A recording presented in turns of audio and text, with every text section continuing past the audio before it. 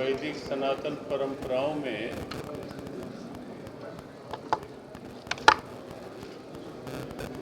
शंकराचार्य संत परंपरा में हमारी एक प्रमुख परंपरा है और उस परंपरा का इस समय क्योंकि अलग अलग क्षेत्रों में शंकराचार्य हैं तो पूरी पीठ की शंकराचार्य पूज्य निश्चलानंद सरस्वती जी महाराज इस समय एक लक्ष्य को लेकर के, एक संकल्प को लेकर के भारत भ्रमण पे हैं और वो उनका संकल्प है अखंड भारत के रूप में।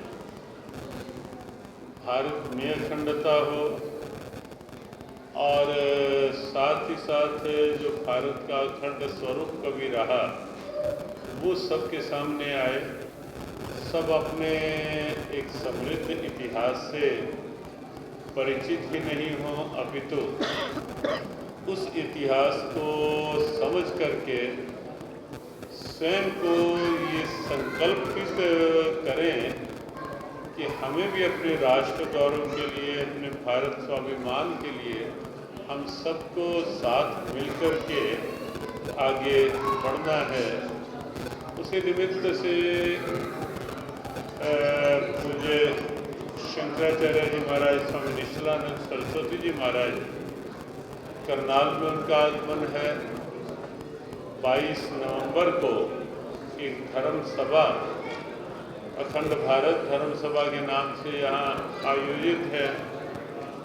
ये आयोजन भले ही सनातन धर्म सभा में हो रहा है, मंदिर पीठ के पीछे खुले प्रांगण में, लेकिन नगर की सभी धार्मिक, सामाजिक, सेवाभावी संस्थाएं, सभी संगठन, सबकी सद्भावना साथ जुड़े, सभी के संकल्प साथ जुड़े, उस भाव के साथ आज यहाँ एक बैठक आहूत की गई है, बैठक का आयोजन किया गया है और हमें प्रसन्नता है क्योंकि करनाल नगर का ये गौरव रहा है कि जब भी कुछ ऐसा कार्यक्रम होता है तो कार्यक्रम सबका एक साझा कार्यक्रम बन जाता है, सबका सद्भाव साथ जुड़ता है और हमें यहाँ देखकर प्रसन्नता है कि नगर की अधिकांश संस्थाएं यहाँ सामूहिक रूप से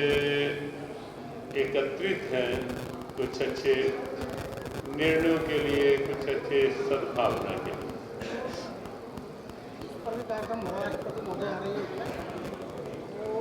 हमें लगता है एक बार यहाँ का कर लेते हैं। गीता जयंती का क्षेत्र में प्रतिवर्ष होता ही है और इस बार 29 नवंबर को प्रारंभ है। उसमें भारतीय माननीय राष्ट्रपति उसका उद्घाटन करने के लिए आ रही हैं और उसमें अनेक कार्यक्रम होंगे, लेकिन प्रारंभ में हम वर्तमान के जो आज की बैठक है उसी संदर्भ में चर्चा कर लेते हैं और आगे धन्यवाद के अंदर एक दोबारा से एक अभियान चलने जा रहा है, इसके बारे में आप क्या बताएंगे?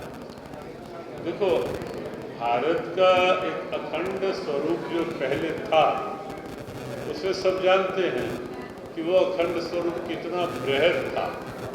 आप कभी हमारा निमंत्रण तो करनाल के पत्रकार भाई बहनों से बहुत देर से है, लेकिन वो हम कुछ कारणों से अब शीघ्र ही बुलाएंगे। तो वहाँ हमने भारत का प्रवेश के साथ ही डिजिटलाइज्ड मैप किया है कि महाभारत कालीन, भगवत कालीन भारत क्या था और हर 500 वर्षों के बाद भारत में क्या परिवर्तन आते गए और कितना सीमाएं सिकुड़ने लग गई। तो लेकिन कहीं ना कहीं वो फिर भी भाव तो जुड़ा ही रहता है कि फिर से वो अखंड भारत हो और साथ ही साथ भारत का जो वर्तमान स्वरूप है वो स्वरूप भी अखंड रह पाए। कहीं ऐसा ना हो, कहीं अलग अलग दृष्टियां जो कहीं ना कहीं वक्र दृष्टियां रहती हैं तो उन दृष्टियों के कारण फिर भी वर्तमान जो भारत है उस पर भी कहीं कोई आगे स्थितियां ऐसी खंडित होने की ना आए। तो इसलिए एक बृहद स्वरूप के बारे में जानकारी देना और वर्तमान स्वरूप को सुरक्षित रखने के लिए चेताना हमें लगता है ये अखंड भारत के इस लक्ष्य का भारत भाग की हिंदू वैसे भी एक ही है। देखो, हमारी संत परंपरा में, हमारी ग्रंथ परंपरा में कभी भी ऐसा नहीं कहा गया। हम तो